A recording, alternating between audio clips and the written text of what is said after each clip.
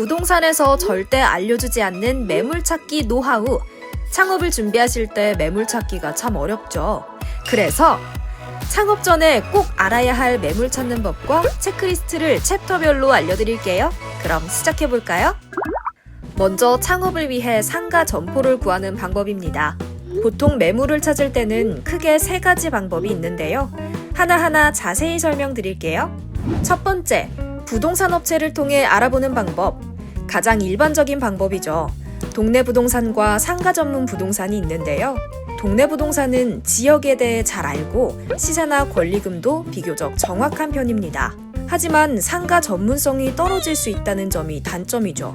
그리고 모든 매물이 부동산끼리 공유되는 것은 아니어서 진짜 좋은 매물은 특정 부동산에만 있을 수도 있습니다. 그래서 동네 부동산은 한두 군데만 확인하는 것보다 3군데에서 5군데 정도를 방문해 보시는 게 유리합니다. 그렇다면 상가 전문 부동산은 어떨까요?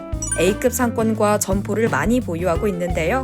특히 취급 지역이 넓어서 서울에 위치해 있어도 인천, 경기권까지 다양한 매물을 보유하고 있습니다. 원하는 물건을 제시하면 추가로 매물을 찾아주는 경우도 많아 맞춤형 매물 추천을 기대할 수 있죠. 하지만 권리금이나 수수료가 높을 수 있으니 주의가 필요합니다. 두 번째로 프랜차이즈 본사를 통해 매물을 찾는 방법도 있는데요. 비교적 검증된 매장을 추천받을 수 있지만 영업사원이 상권이나 점포 개발에 대해 잘 모르는 경우도 있습니다. 또 자리가 조금 나쁘더라도 시설비가 많이 들어가는 매장을 추천할 수 있으니 신중하게 고려해야 합니다. 세 번째, 생활정보신문이나 인터넷을 통해 매물을 찾는 방법. 보통 이런 매물들은 비교적 저렴한 권리금으로 나오는 경우가 많은데요.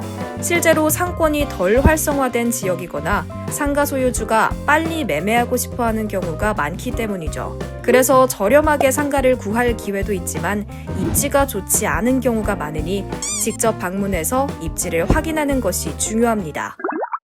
매물 순위를 어느 정도 결정하셨다면 부동산 방문 전에 꼭 체크해야 할 4가지 사항들을 설명드릴게요. 먼저 장사하기 좋은 위치와 피해야 하는 곳을 알려드릴게요. 장사하기 좋은 위치는 횡단보도나 버스 정류장 같은 유동인구가 많은 곳이 눈에 띄어 인식되기 좋습니다. 반대로 피해야 하는 위치는 3가지나 있는데요. 첫 번째, 같은 업종이 실패했던 자리입니다. 이전에 어떤 업종이 있었는지 반드시 확인해보세요. 해당 상권에서 공급과 수요가 맞지 않았는지 파악할 수 있습니다. 두 번째는 나 홀로 독점하는 자리입니다. 독점은 무조건 좋은 거 아닐까라고 생각하실 수 있는데요. 독점 상권이라는 건 거의 없습니다. 예를 들어 고깃집이 많은 상권에 호프집을 창업한다면 독점할 것이라 생각할 수 있지만 오히려 해당 상권은 호프집에 대한 수요가 없다는 신호일 수도 있습니다. 세 번째는 화려한 상권, 쉽게 말해서 번화가입니다. 트렌드가 빨리 바뀌는 번화가의 경우 메인 상권에 비해 서브 상권은 월세 대비 매출이 저조할 수 있다는 점 알아두시면 좋습니다. 이번엔 층별 유리한 위치와 특성을 알려드리겠습니다. 1층과 2층, 지하, 3층 이상의 고층으로 나눠볼 수 있는데요. 1층은 누구나 선호하는 자리죠. 특히 1층 코너 자리는 어디서든 잘 보이고 접근성도 뛰어나 마트, 카페, 주점, 부동산 같은 유동인구를 타겟으로 하는 업종이 많이 들어옵니다.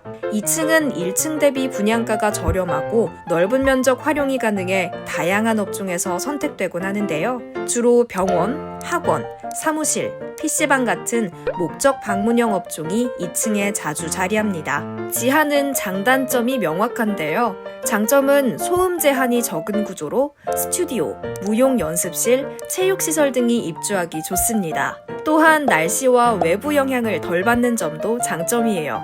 단점은 좁고 어두운 계단은 접근성을 크게 떨어뜨리죠. 그리고 층고가 낮을 경우 공간 활용도에 제한이 생기기도 합니다.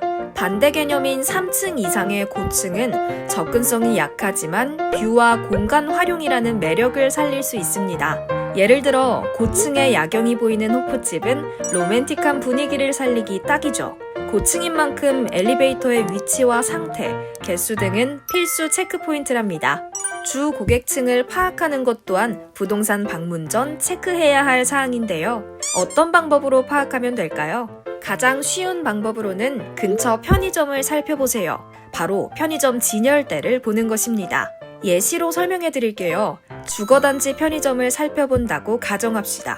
편의점 진열대에 삼각김밥과 샌드위치 코너가 작은 경우 대체로 40대에서 50대 남성이 많이 사는 지역일 가능성이 큽니다.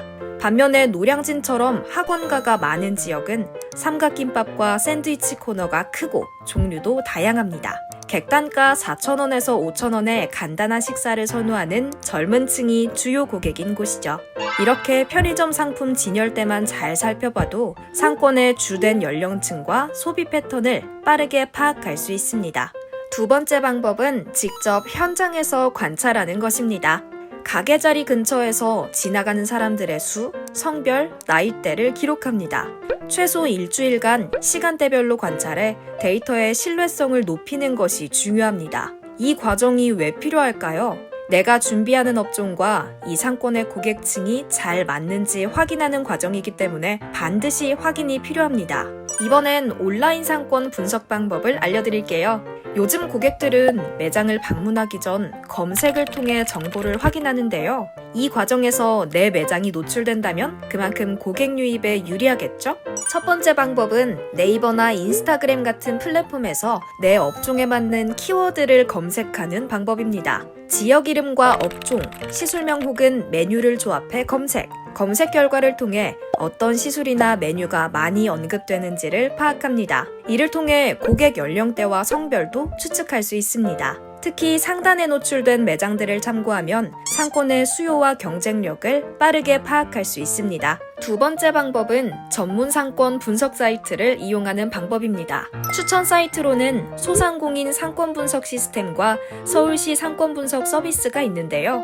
해당 사이트를 통해 종합 입지 등급, 업종별 입지 등급, 유동인구, 주거인구, 직장인구, 경쟁사 현황, 주변 상권 매출액 등을 확인할 수 있습니다. 이 데이터들을 활용하면 해당 상권에서 내 업종이 성공할 가능성을 더 객관적으로 판단할 수 있겠죠?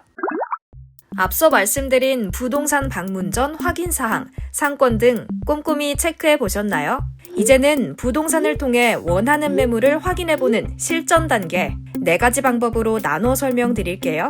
먼저 네이버 지도나 구글을 통해 상권 내 부동산 사무실을 검색해보세요. 같은 지역에서도 부동산마다 매물이 다를 수 있으니 여러 군데 확인하는 것이 좋습니다. 부동산 사무실의 블로그나 홈페이지를 통해 다양한 매물을 미리 볼 수도 있는데요. 이를 통해 매물 특징과 가격대를 대략적으로 파악할 수 있습니다.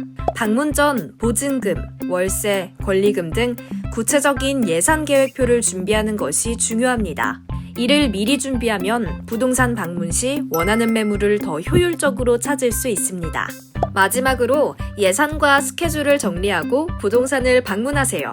이때 예산과 매물 조건을 구체적으로 설명하면 더욱 좋은 매물을 추천받을 수 있을 거예요. 지금까지 창업 전 좋은 매물 찾는 방법에 대해 알아보았는데요. 중요한 내용만 쏙쏙 골라 담은 콘텐츠 도움이 됐을까요? 창업을 준비하면서 매물 찾기가 쉽지 않지만 오늘 알려드린 팁을 활용하셔서 좋은 점포를 찾는 데 도움이 되었길 바랍니다. 궁금하거나 원하는 주제 영상이 있으시다면 댓글 남겨주세요. 감사합니다. 인테리어 무료 견적은 역시 인테리어 젠틀맨